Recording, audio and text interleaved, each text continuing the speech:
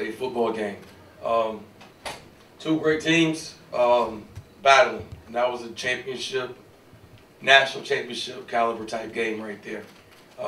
Hats off to Jackson State University. Obviously a very talented, well-coached team, and they had a great season. Excuse me. I thought our staff did a heck of a job of getting these guys prepared. And aside from, schematically and everything, you got to quarantine these men mentally as well. And they see some of the clippings and you hear some of what people say about us and them and, all that stuff. And we talk about being great. And being great here starts with belief. Believing in yourself, believing in the program, the play calling your teammates. And I just, I'm so proud of my guys. I'm so happy for my university. And, like I always said, since last week at the press conference, it's so much bigger than me. It's about North Carolina Central University first and foremost. And it's about the MEAC. And I'm just a piece of it. I'm the spokesman for our program. But I take my hat off to our guys. I love them to death. They had a chip on their shoulder. The disrespect was real since we've been down here. We come to the press conference, and many of you were here last week. Their athletic director addressed us as North Carolina A&T State University. I mean, come on. We pull up to a dinner the other night. Buses won't move. They got to drop our guys off in the middle of the street. Pre-game, we supposed to come out at a certain time before the national anthem. For whatever reason, the team wasn't ready, so they stopped everything. My guys stayed in the tunnel for 10 minutes in pre-game, waiting to come out. But it don't matter. It doesn't matter. We're a resilient group. We play good football, and I said that before, and I'm proud of my guys. But like I said, they're going to put some respect on our name in Black College, and I think they're going to do that now.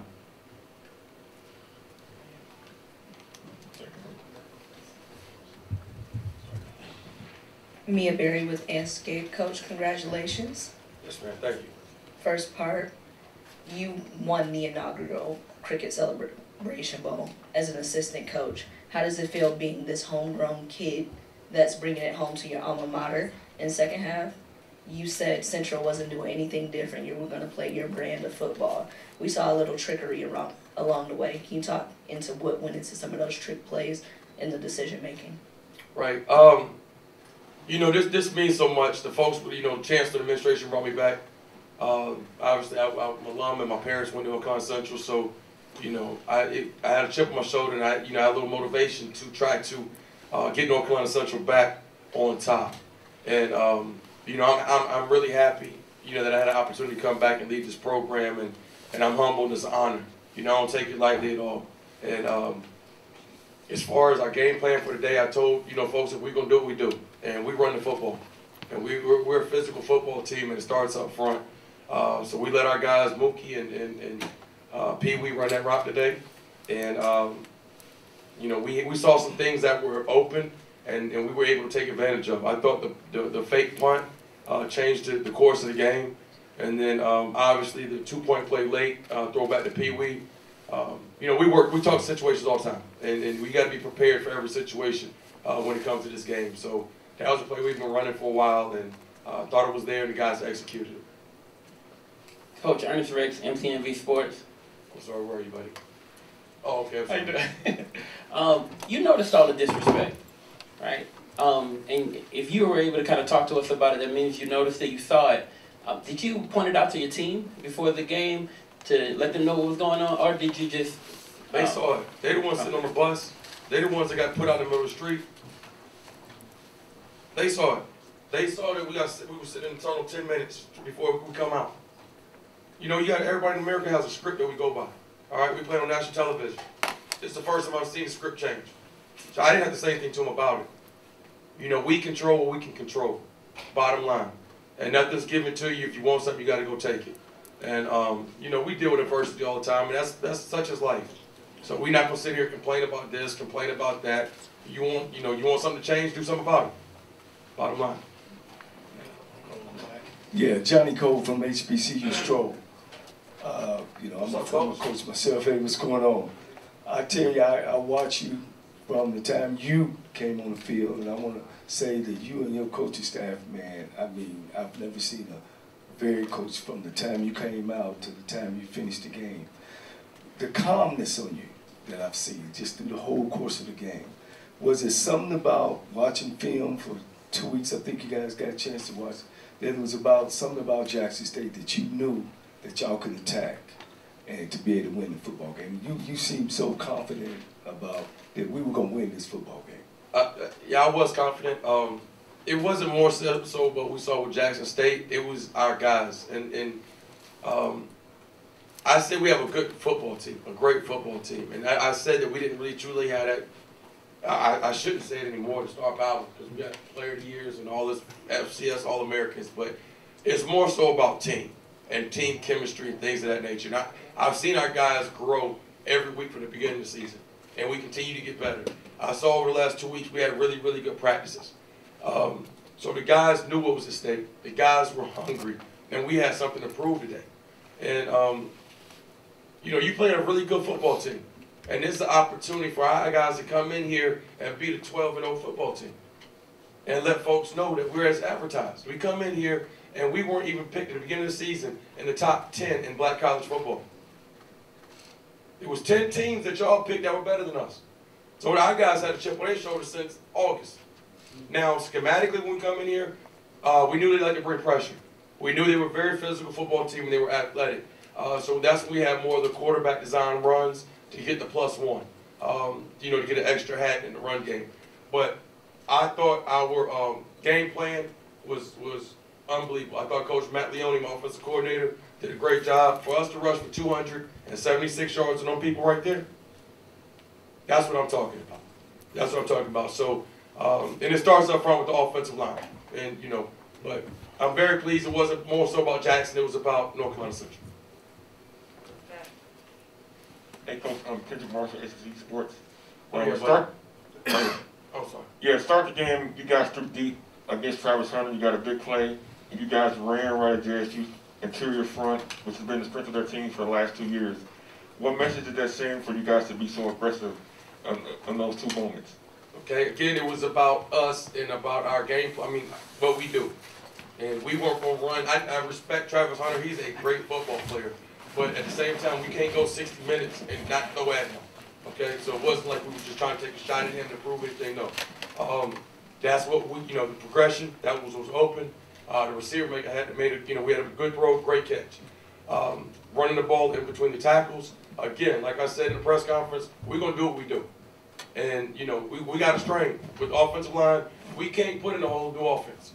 So at some point, offensive line, it's going to be y'all against them. You got a strain and win your one-on-one battle. And guys took pride in what they were doing, and, you know, we executed.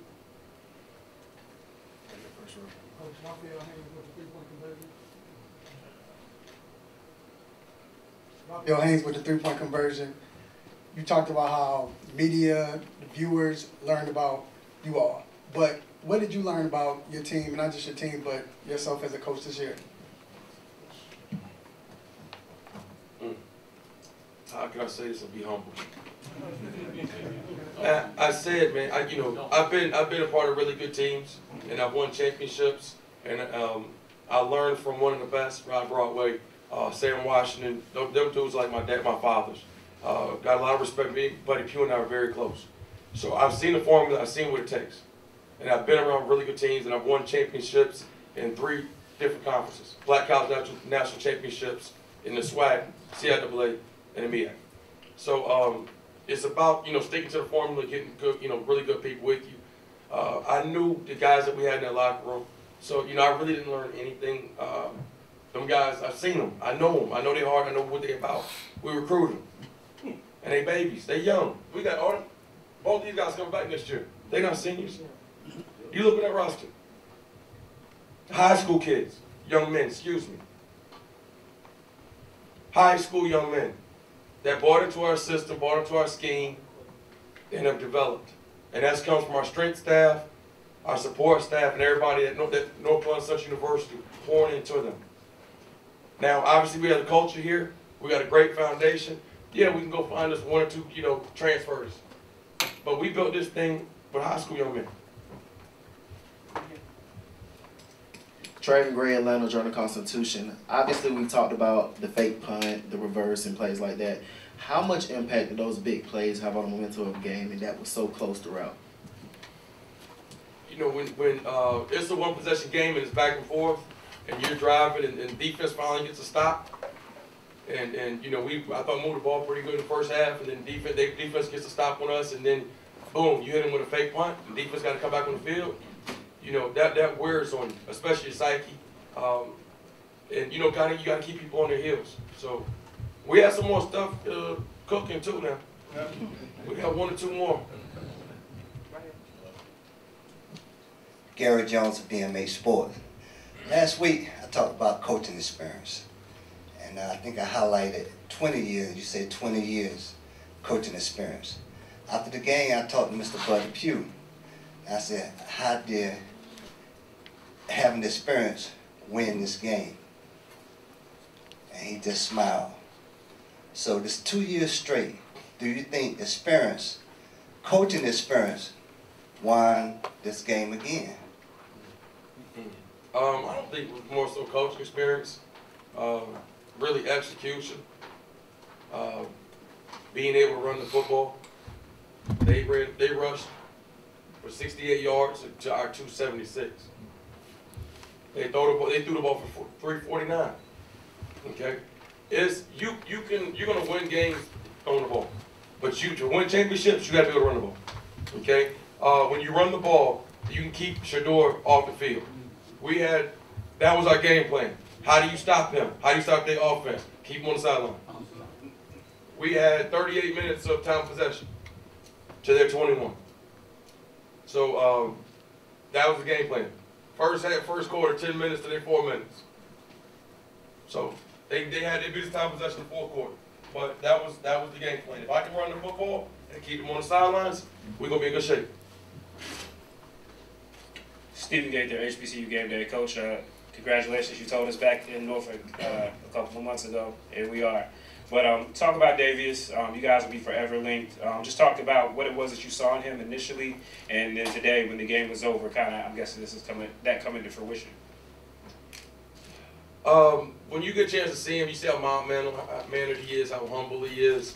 Obviously, he has all the physical attributes to be great, but he's a leader, and he's definitely not gonna get too high, get too low. Just a great young man. Paul Briggs, MEAC Sports. Coach, last year you guys was in the MEAC SWAC championship game at the beginning, SWAC challenge at the beginning, and now to be in the Cricket Celebration Bowl championship game a season later. Talk about the journey going from the beginning of the season, now playing at the MEAC SWAC and the end of the season. They talk about starts in the A and ends in the A, and for you to be able to play a great opponent like Alcorn State last year, and with Coach McNair is down with that program, they have a great program, and they're very athletic, and you're gonna have a battle when you play them guys. And then here, and I was messing with alumni last night. Shoot, they talk about get to Atlanta. Well, we here, let's talk about you got to win in Atlanta. So for us to come back down here and play here again, and John can't say enough about this. Y'all look at the energy in that building. The NFL commissioners in here. It's a sellout. The energy in there. And then people want to talk about playoffs. Like, how do I ever say playoffs? Practice. Come on, man. Let's be real. But that's an unbelievable experience to be able to play. For our guys to have the opportunity to play here in this. And the bands were rocking. That's what black college football is all about. That's what it's all about. And I'm happy for our guys to be able to have an opportunity to experience that. One more right here. I'm sorry. Dasher, I'm sorry. Okay. Shakira Martin with MEAC Sports. Coach, congratulations. Thank you. Just walk us through what this game and this win does for the MEAC conference, especially on a platform that was basically set for the SWAC. Your players talked about how when they came in, the spotlight was on them. They were able to chill and do what they do best. What does this do for the conference?